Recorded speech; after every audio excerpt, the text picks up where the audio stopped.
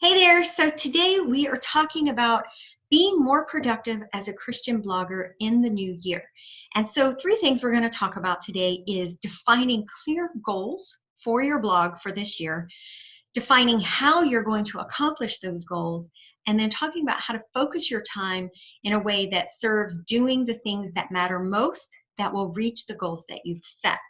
So many times as we approach our week and all of the blogging tasks that we think we need to do, we have this whole list of things, writing a new post, doing some research for it, making images for Pinterest, pinning other people's stuff, scheduling stuff to Tailwind, being on social media, replying to comments. I could go on and on and on and on. It's never ending things. Many times we get so caught up in all those things that a lot of them that we actually spend time on really have no return whatsoever on that time investment. And so in order to measure that return of time, you have to have a clear goal that you're trying to reach. And then from that goal, you look at all the things that you're doing and determine, is this task going to get me closer to my goal? Does this task have a direct result on reaching the goals that I've set? Many times, the list of things we have to do not. And so it is really important that you set clear goals for what you want to achieve this year. And then you set clear hows, like how am I going to achieve these goals? Like what tasks, what things am I going to do that will directly impact that goal? And then we have to make sure that as we approach each week, each day even, that we outline our to-do list. The things at the top of that list need to be the things that matter most towards bringing us a return on that time investment. That means something towards reaching the goals that we've set, okay? So just a couple of things that could be considered not productive. Oh, and that's another word too. Sorry, my thing is stuck here. You have the word productive and the word effective.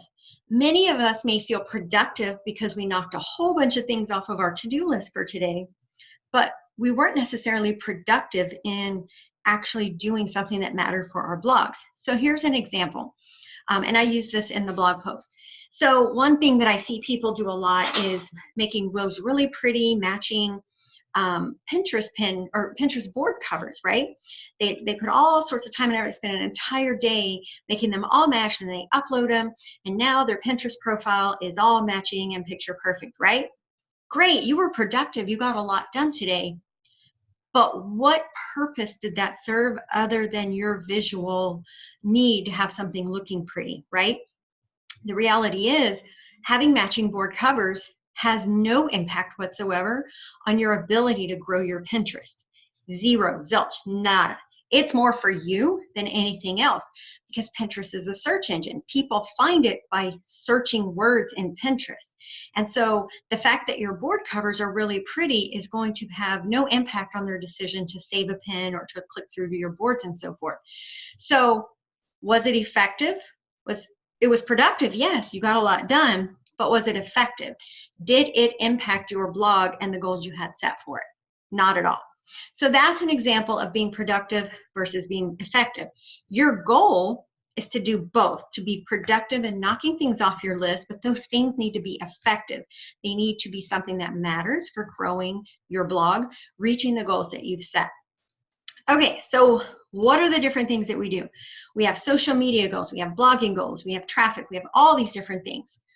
First and foremost, what is it you want to achieve this year? So for me, I'll just use mine as an example to maybe help you kind of visualize this yourself. I've been at this for a while, so my goals will be much different than many of you. If you're brand new at this, chances are your goals should be getting more traffic, more organic traffic, more traffic by people literally searching for you on Google and finding your blog post that way.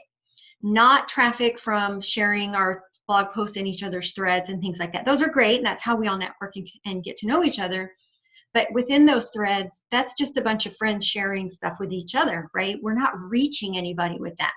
Your goal as a Christian blogger is to reach people organically because they literally went looking for you in Google or Yahoo or Bing. I say Google, but I do mean all search engines.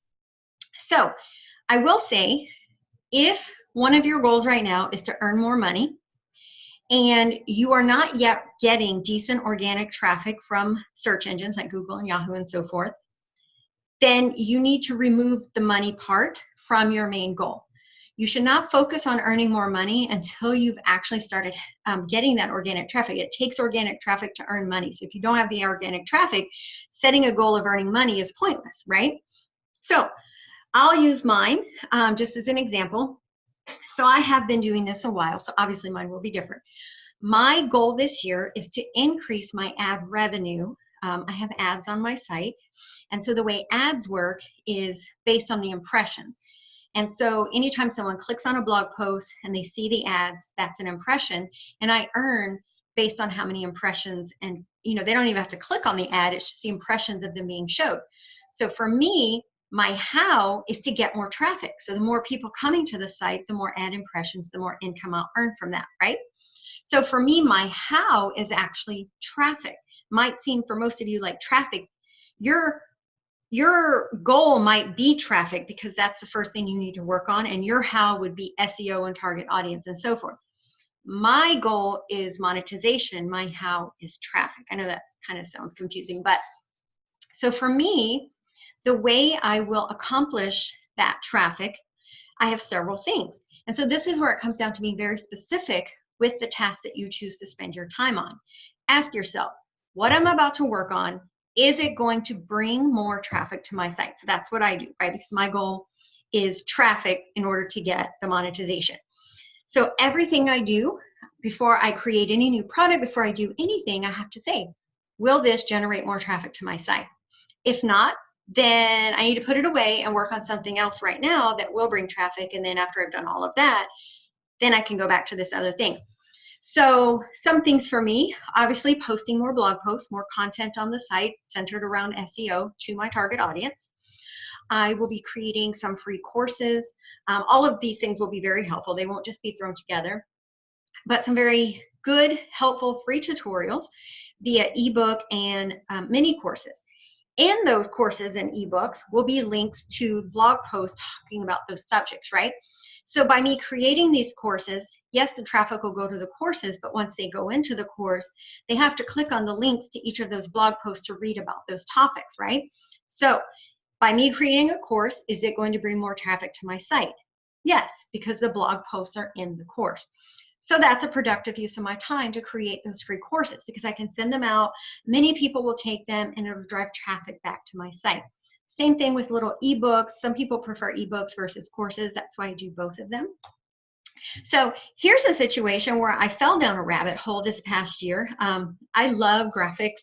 I love design bundles, creating scripture cards. I started making coloring pages, all these different things, scripture coloring pages. I ended up spending so much time, like every day I was making them. And at the time, I was just uploading them into my resource library for my already subscribers, right? So by me spending so much time on these at that point, I was not getting a return in more traffic, right? I was simply making more great stuff for my subscribers, which I needed to do. But I created so many, like way more than my actual subscribers would have needed. So I had a real reality check that, hey, you're spending way too much time on this and it's not bringing back any return for you. So what I ended up doing, because I really enjoy making them, is I created a couple of resource pages, not privacy ones, not for my subscribers, but just open ones that I SEO'd for content. And then I was able to create pinnable image for them. I could share them on social media. I could just, send them everywhere. Those resource pages actually now do send traffic to my site. So I figured out a way to take a vice that I had, which was creating these images, and turning it into something that actually mattered towards my goal. And that's what it is that you have to do. Everything you do, you need to determine if it's going to impact your blog. And if not, either get rid of it or put it to the side or figure out a way to make it turn into something that can reach your goal, which is what I did. So once you've done all that, you've established what your clear goals are for your blog, then figure out your how. So as we talked about, if your main goal right now is generating organic traffic, because that's where you're stuck at, you're not getting it, then your how should involve refocusing your avatar and learning and implementing SEO. If you don't do that, anything else you do really isn't going to matter because you'll never start generating that organic traffic, right? It'll be forced. You will spend every day participating in blogger threads, going crazy making new pins for Pinterest all the time in order to get traffic. When you focus on SEO, that traffic will be more consistent and it will grow, and it'll be less time that you have to spend on doing it. Social media is another one that I see people get really stuck in, spending a lot of time commenting, retweeting, doing all these things. They spend so much time in Twitter or Instagram or wherever they are that they don't have enough time to write new blog content, right? And some people I've actually talked to find out how much time they spend on these things each week. If they cut back on the time they spend in Twitter or Instagram or whatever, they would actually have more time to write more blog content, right? And the blog content is going to be longer lasting. And so I'm not saying don't use social media. We all need social media. But you have to look. You can go into Google Analytics and look and see, of all this time that I've spent on Twitter this week, how many people actually visited my blog? You can see that. You can see where all of your traffic comes from. And so for a 30-day period, if you're spending several hours a week on Twitter, like doing everything, responding, tweeting, whatever you do there, and you go to your analytics at the end of the month and you've gotten 5 subscribers, that is not a good return on your time investment.